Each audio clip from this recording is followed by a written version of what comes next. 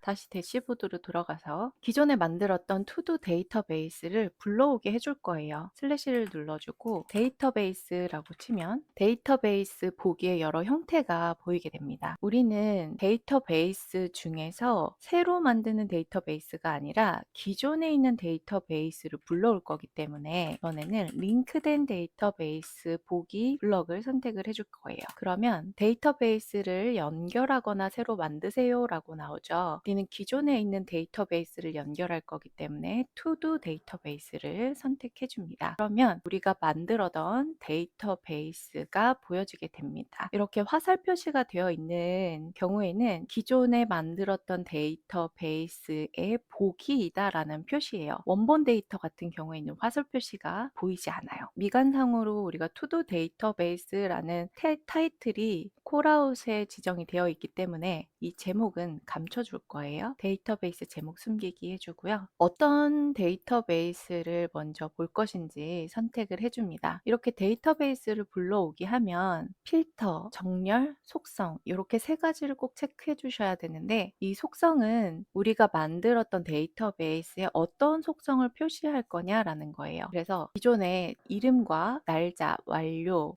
프로젝트 DB와의 관계형 이렇게 세 가지의 데이터를 입력해 놨는데 그 중에서 나는 완료는 보고 싶지 않다 라고 하면 이렇게 눈을 꺼줍니다. 확인하고 싶은 것들만 표시를 해주면 됩니다. 다음은 필터와 정렬인데요. 필터는 내가 날짜별로 오늘 일정만 보고 싶다 라고 하면 오늘 날짜 기준으로 작성된 투두 리스트만 보여지게 됩니다. 새 페이지를 입력해서 오늘 스크립트 제작을 해야 된다. 마녀공장이라는 프로젝트에 스크립트를 작성해야 된다라고 하면 이렇게 입력해 주시면 됩니다. 그리고 데이터베이스의 순서도 드래그 앤 드롭으로 옮겨줄 수가 있어요.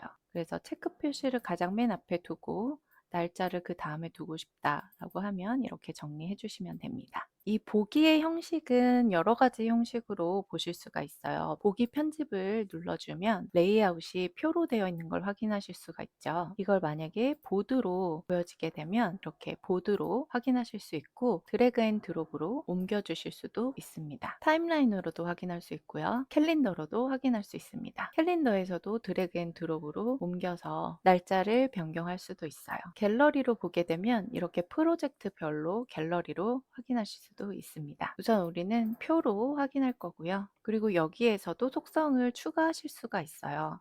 내가 지금 상태에 관한 속성을 지정하지 않았는데 나중에 필요하다라고 하면 이렇게 지정해 주셔도 됩니다. 필터를 없애고 싶으실 경우에는 이렇게 필터 제거를 눌러주시면 필터가 사라진 걸 확인하실 수 있습니다. 여기 보이는 표 이름 바꾸기를 사용하면 이렇게 제목을 변경할 수도 있습니다.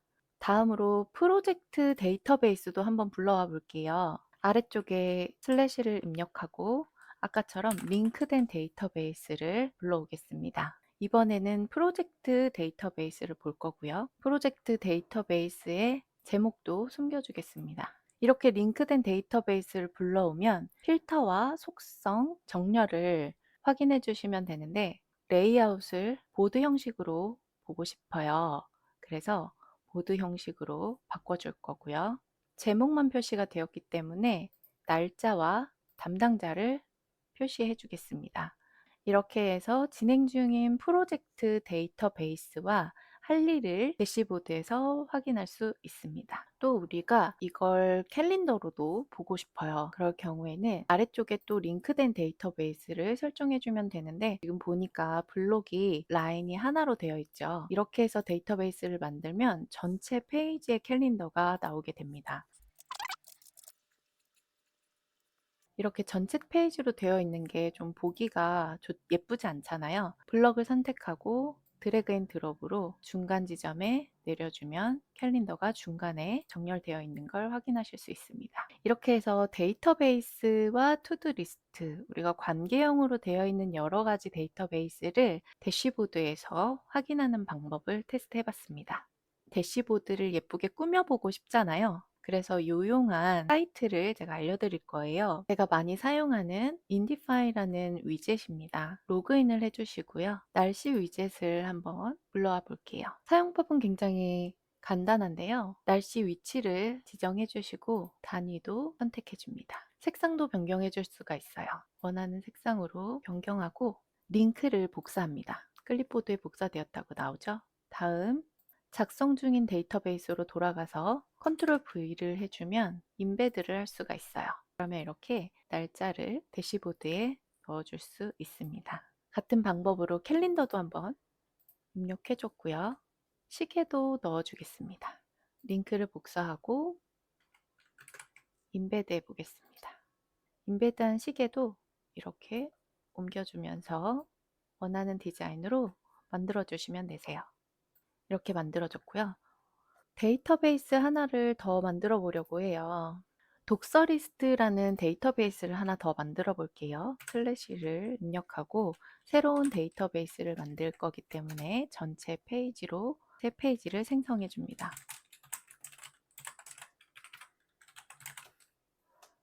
이제 데이터베이스 속성을 여러분들이 아시기 때문에 쉽게 입력하실 수 있겠죠?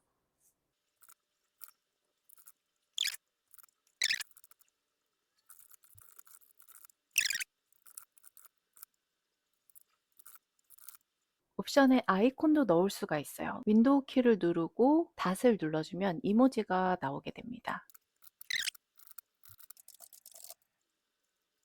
다음은 책 표지를 입력해 줄 건데요. 교보문고로 들어가서 이미지 주소를 복사하고 링크를 임베드 해줍니다. 이렇게 데이터베이스를 완성을 했고요. 이 데이터베이스를 상태별로 보고 싶어요.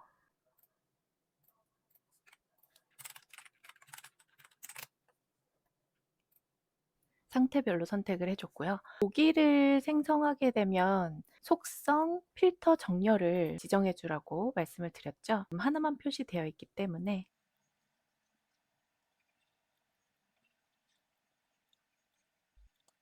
이렇게 상태를 표시해 줄 거예요.